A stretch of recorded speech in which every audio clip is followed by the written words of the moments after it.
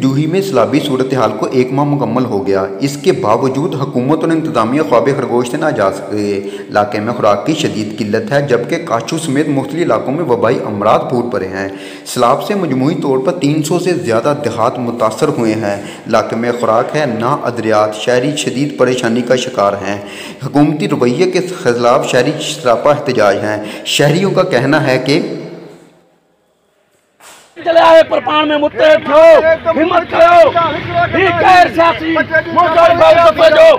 भाई खाने गैर सियासी। हम बेसरो समानी की हालत में गुजर बसर कर रहे हैं। शहरियों ने एहतजाज के दौरान हुकूमत के खिलाफ शदीद नारेबाजी भी की है। दूसरी जानब सीतापुर रोड के नवाही गांव अमीर बख्श कोसो के तालाब में 4 साला हफीज और 3 साला सवेरा डूब गए हैं।